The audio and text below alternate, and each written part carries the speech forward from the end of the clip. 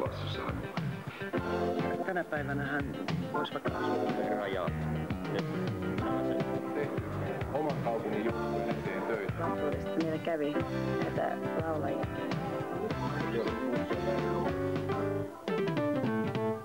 Tuolla oksennuksessa, tuolla heinäpellolla. Silloin ihminen on viihdytetty.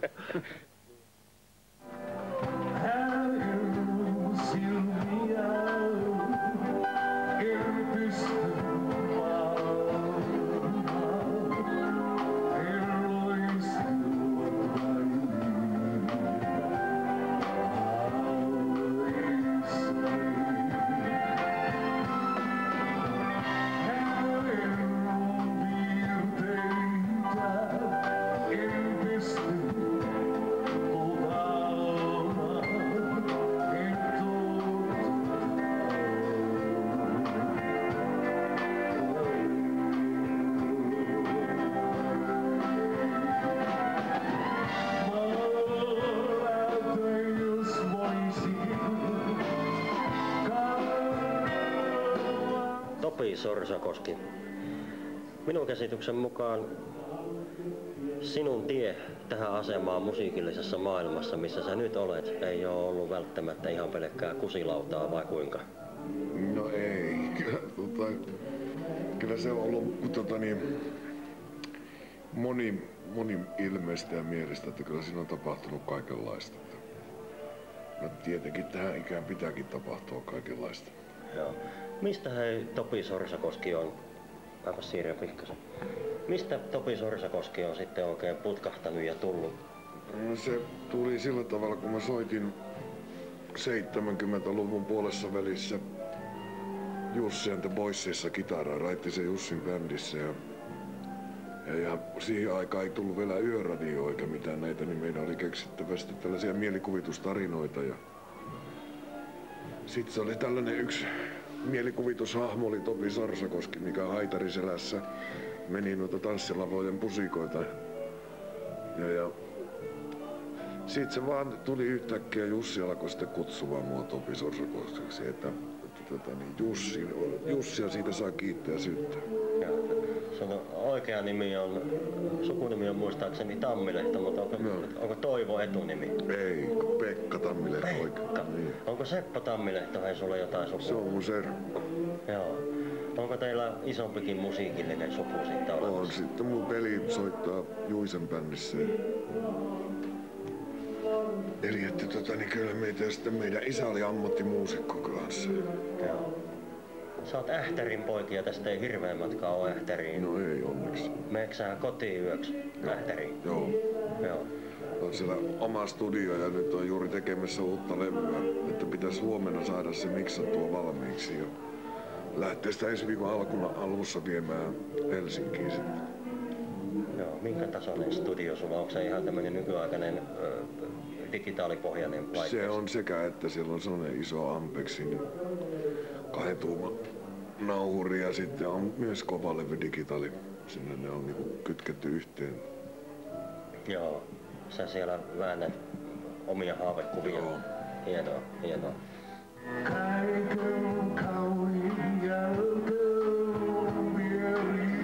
Minkälaisia ajatuksia Topi Sorsakoski sinussa herättää? No, ainakin todella hyvää musiikkia. Ja jotenkin muutenkin sympaattisen oloinen kaveri.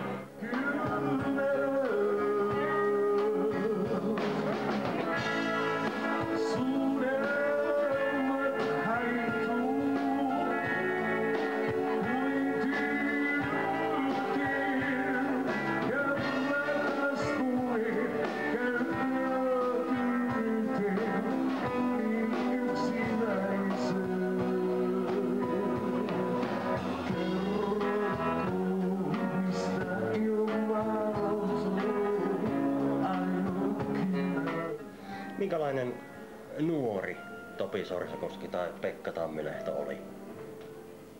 No. Siitä on jo jonkun aikaa, mutta kyllä sä nyt varmaan sen muistat vielä. No mitäs sitä, vaan haaveilista nuorempana tietenkin, että niin tulee joskus isompana muusikkoja. Milloin sä oot aloittanut soittamisen? Mulla oli sellainen bändi mun veljen kanssa perustettiin 60-luvun loppupuolella sellainen kuin Kalle Kives Blues Band ja sillä me niinku aloitettiin. Joo, ja se toimi jonkun aikaa. Niin, ja sitten tuli tää klassinen, mihin kaikki bändit yleensä hajoaa, niin tämä armeija. Joo. Ei raha, vaan armeija. Joo. Minkälaisia esikuvia on ollut, Topi, sulla, kun sä oot tätä hommaa lähtenyt itsellesi kehittämään? No, tietenkin kun mä olin kitaristina, mä elätin itseni, niin mulla oli tietenkin esikuvat oli Clapton ja nämä kitarasankarit ja John Mayall Blues Breakers, Fleetwood Mac ja sitten nämä kaikki Amerikan Negerin bluesmiehet. Joo. Sitten niin tietenkin kun mun isä oli, sillä oli oma bändi Tammileidon tangoyhtye, niin sitten menin siihen armeijan jälkeen siihen vähäksi aikaa. Siellä oli sitten, se oli niin kova koulu, että siellä piti sitten soittaa nämä tavalliset hutut, humpat ja jenkat ja polkat. Ja sitten siinä oli sen tason soittaja vielä, että ne piti soittaa oikein. Että niitä. Joo. Sä oot ensin aloittanut soittajana ja sitten myöhemmin vasta ruvennut lauluhommiin mukaan. Missä vaiheessa sä huomasit, että taitaa tuo laulukin käydä? No itse asiassa mun piti kyllä, silloin kun mä menin agentteihin, niin mun piti kyllä treenattiin muutaman kerran, että mä soitan kitaraa kanssina, mutta sitten Pulliainen ja minun kitarasoittotyyli on niin eri maailmasta, että se ei toiminut siinä koko jutussa. Sitten mä haluan sitten laulaa ja se oli erittäin vaikeaa, kun ei tiedä mihin olisi käteensä pistänyt, että on se vieläkin vähän vaikeaa, kun olet tottunut soittaa. Niin joo, että käsillä ei välttämättä löydy paikkaa. Pitää taskussa niin. Joo.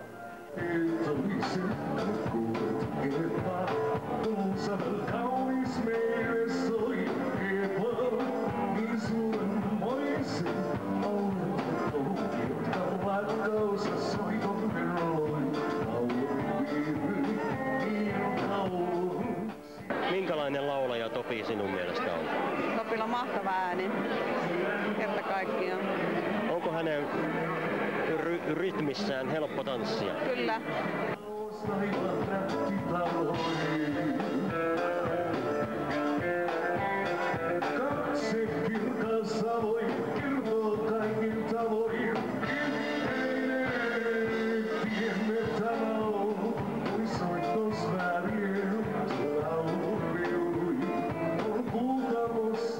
Oliko sitten laulajan homma, niin sä soitit, niin oliko laulajan homma sulle sellainen, että nyt on kaikki saavutettu, kun Topista on tullut laulaja? Ei.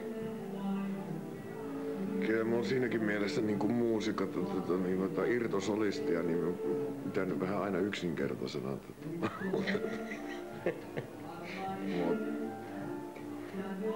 Kyllä mä vaihtasin milloin vaan tämä oma suosio, jos mä määrätyt edut olisi siinä, että saisi olla vaan pelkästään soittaja, niin vaihtasin heti. Mikä tuossa laulajahommassa sitten on? Onko se niin paljon raskaampaa henkisesti, fyysisesti vai? En mä siinä. Se suosio, niin se on suosiossa on ne lieveilmiöt sitten, niin, mistä ei niin aina välttämättä tykkää. Joo. Ja suuri yleisö ei välttämättä tiedä niitä asioita. Niin. Joo. Silloin kun olet suosittu, niin sitä vaan on suosittu. Sitä vaan on, joo. Ja sitten on just niitä kaikki silmätikkuna aina ole. Joo. Puhutaan sitä, puhutaan tätä, eikä välttämättä aina ihan asiaakaan. Kuinka paljon sä oot joutunut? Onko sua loukattu kuinka verran? Ei, en mä oikein. En mä niin enää sillä tavalla kiinnitä minkäännäköistä huomioon. Joo. Tulee sillä tavallaan immuuniksi, että sitä aina sitten joskus kun tulee mitta tarpeeksi paljon täyteen, niin sitä sitten nollaa sen tilanteen vaan, että on ok, ja sitten taas lähtee puhtaalta pöydältä. Joo, ootko sä kouluttanut ittees muusikkona, laulajana, soittajana? Ootko sä käynyt jotain hienoja konservatorioita, Sibelius-akatemioita sun muita? Sä oot ihan rutinoitu vaan. Joo. Se on riittänyt.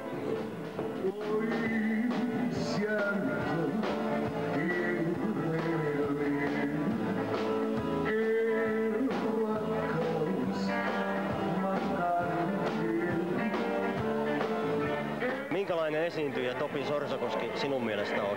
Kyllä se on kansanmies. Kansanmies, sanoo Saarijärven mies.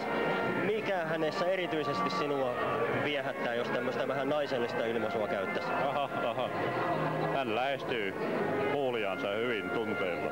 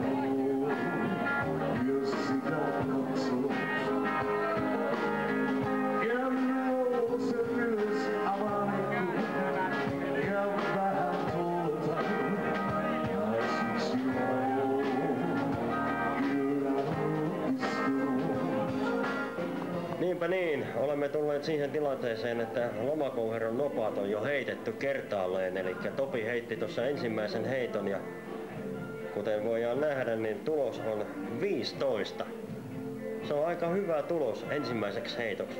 2 heittoa ollaan vielä jäljellä. Ja minkälainen, joko olit 15-vuotiaana ekan kerran käynyt naisissa? Oli. Joo, mutta ei. Tää on perheohjelma. Joo.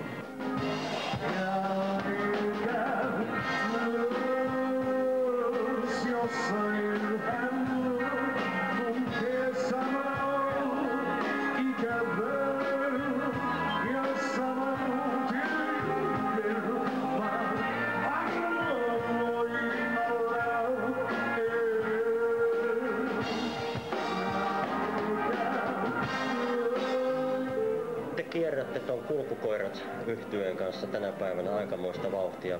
Sä oot nytkin tulossa tänne, tullut Äänekoskelle Saariselältä, joo.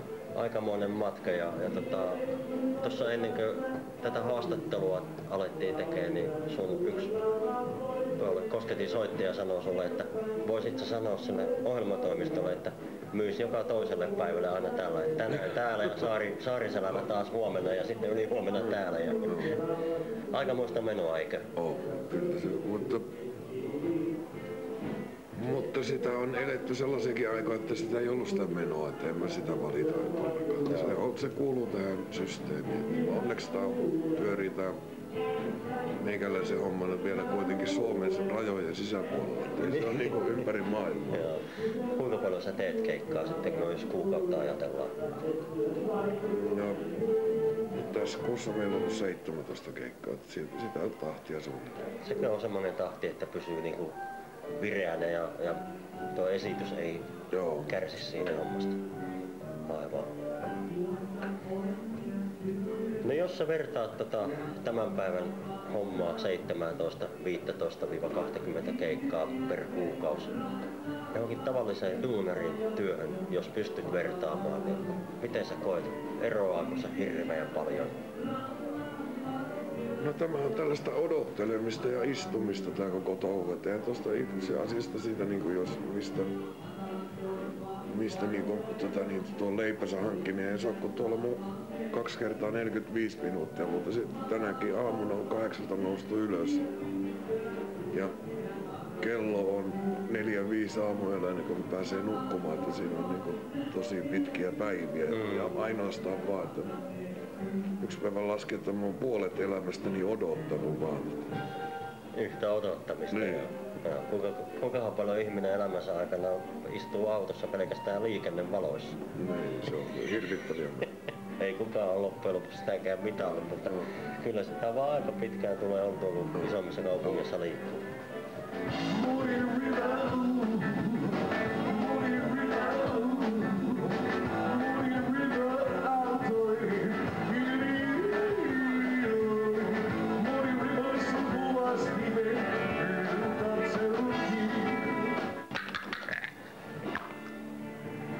No ei paljon kyllä huonontunutkaan.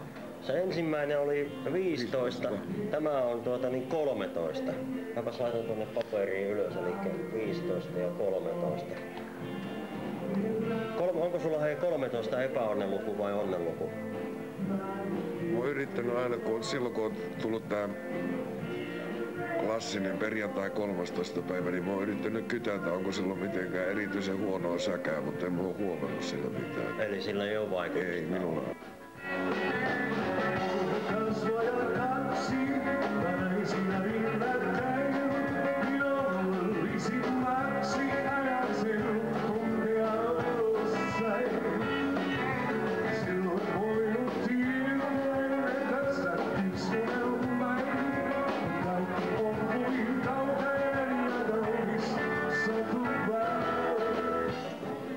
Minkälaisia oikeuksia ja velvollisuuksia sulla sun mielestä on tässä hommassa?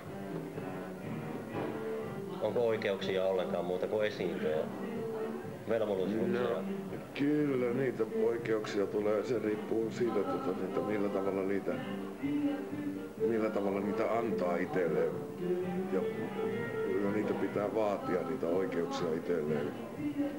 Eli kaikkihan niitä yrittää rajoittaa koko ajan ja laittaa pienemmäksi ja pienemmäksi, mutta sitten kuitenkin meikäläinen on sellainen vanha kettu ja niitä osaa niitä jo vaatia, niitä oikeuksia, mitkä kuuluu. Jaa. No velvollisuuksia taas sitten on niitäkin olemassa, niitä riippuu tähän duuniin ja minkälaista sä teet, minkälaista hommaa sä teet tuolle yleisölle, niin ne on ne sun velvollisuudet. En mä sen enemmän osassa. Velvollisuus on tehdä töitä ja sillä selvä. Joo. Oikeudet kasvaa sitä myöten. Martti Vainio tässä syksyllä otti puheeksi sellaisen asian, että nämä tanssin järjestäjien olo on käynyt vähän ahtaamaksi ja ahtaamaksi. Vähän niin kuin SM-liigakiekkoilu on mennyt siihen suuntaan, että pelaajapalkkiot on kasvanut niin isoiksi, että liigaseurat alkaa olemaan kohta kusessa. Samaten on käymässä vähän tanssijärjestäjien kanssa, niin mitä sanoo Topi semmoiseen asiaan, että olisitko valmis lähteä semmoisiin talakoisiin, että esimerkiksi omia keikkapalkkioita pienentää sen kustannuksella, että tanssijärjestäjät säilys hengissä? Tuo on vähän monipiippunen juttu. Siinä on nimittäin kaikkea on siitä kiinni, että miten paljon sulla on porukkaa, mutta onko kämpät täynnä vai ei ole. Että me ollaan ihan samalla tavalla niin kuin nuo jääkiekkoliigat, että kyllä täytyy muistaa myös, että sielläkin on yleisömäärä noussut 10 vuotta sitten. Ja kyllä ne sitten ja markkinointia joka puolella niillä menee niin kuin sillä tavalla enemmän niin kuin ammatillisesti hoidettua sekin juttu, että kyllä meidän pitäisi pohtia sitä, että millä me saataisiin enemmän tulemaan tänne porukkaa tanssipaikalle. Siitähän se on kaikki kiinni. Joo. Martti Vainiohan olisi vähän niin kuin sitä mieltä, että tanssin suosio ei nyt just tällä hetkellä ihan niin hyvä ole, kun ajatellaan jotain 2-3 vuotta vertaa aikaa taaksepäin. Miten sä, kun sä oot nähnyt aitiopaikalta asiaa, niin onko se näin? On, kyllä se on näin. Ja sitten niin on vielä, niin kuin esimerkiksi sanotaan meidän artistien kesken jotain sellaista, on olemassa sellaista, että tämäkin on sellainen aivan showbusiness on ollut aina niin kuin tällaista vähän, niin kuin miten se sanoo, että täällä on hyvin toi kilpailu on, se ei ole aina oikein reilua eikä mitään muuta. Sitten meillä on myös ihan mieletön määrä kaiken maailman kilpailusta tulleita kuninkaita ja kuningattareita, on karaoke-mestareita, on kaiken maailman iskelmä, prinssiä, kuningasta ja tangon kuninkaat ja prinsessat, niitä on mieletön määrä. Ja sit niille pitää saada keikkoja ja se on eli että on tarjontaa on aivan älyttömästi ja sitten se on selvä asia, että jos on tangon kuningas, niin sulla on se hinta ja vaikka et kukaan tiedäkään mikä se on, mutta Aivan. Niin se on vähän niin kuin vaikea kysymys.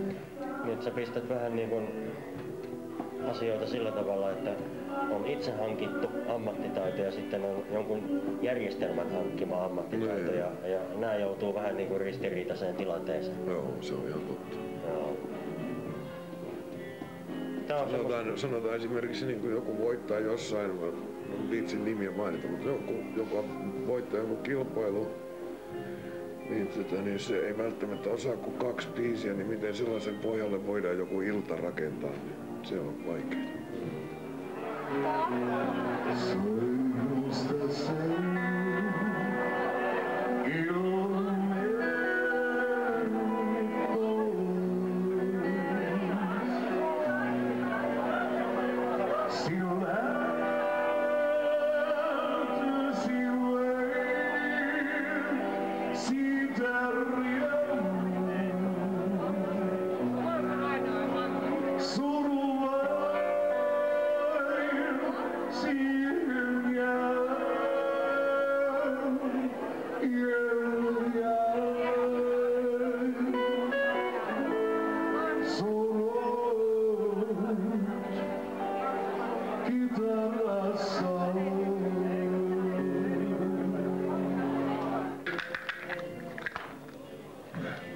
Voi itku 5. Virrestä 5 minä veisaan. Ei voi mitään, Topi. Ei voi mitään. Eihän harmita kuitenkaan mitään. Tämä on peliä. Niin, elämä on leikkiä. Joo.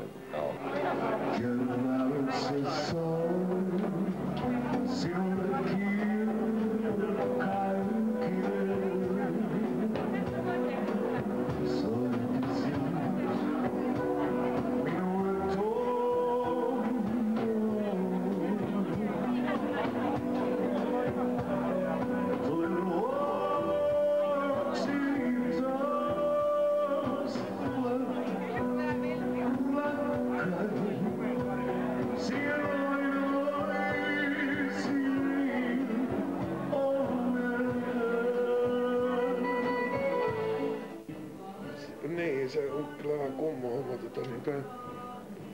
että mikä siinä on, onko se vietti vai mikä siinä on, monta siinä on, mutta kun sä olet kotona yksistään, kun pidetään 2 viikon lomaa, niin sitten on jo aivan, tulee hypittyä seinille, että kun ei oo keikkaa, nyt pitäisi, että perkele loppustaa lomaa nyt, että pääsit keikalle. Vaikka on niin olla se siinä tilanteesta hienoa, että on 2 viikkoa lomaa. Mut sitten kun se 2 viikkoa alkaa lähestyä loppua, niin sitten on jo aivan tulisilla hiilillä, että pääsis nyt lähtemään.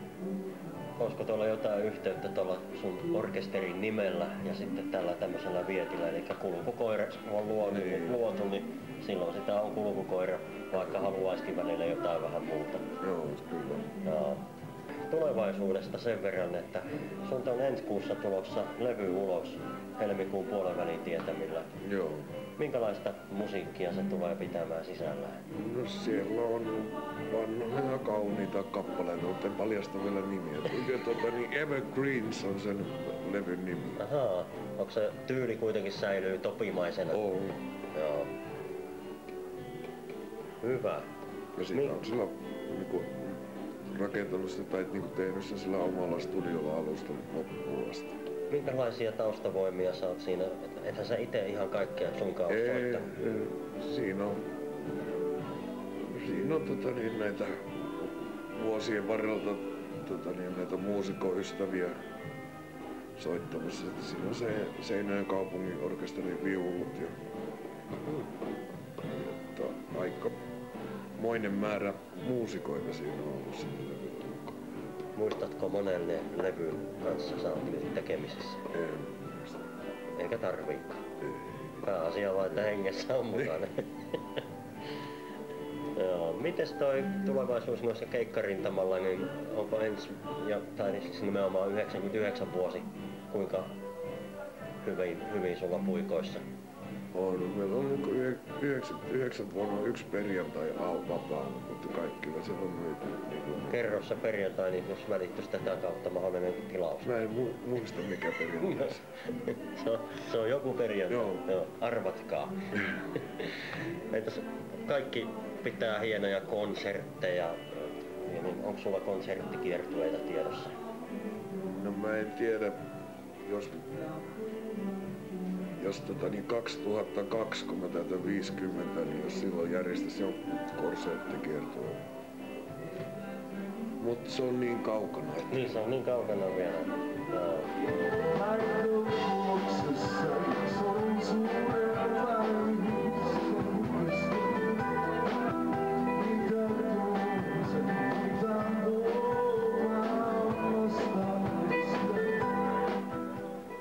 No ei muuta kuin, että hyvät ihmiset, tulkaa tanssiin ja pitämään hauskaa.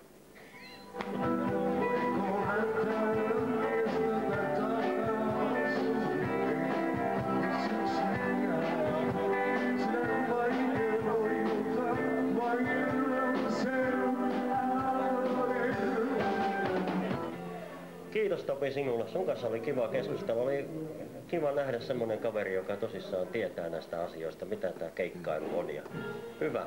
Ja menestystä tulevalle levylle. Kiitos. Ja menestystä vuodelle 1999 ja sen keikkailulle. Nähdään. Hyvä.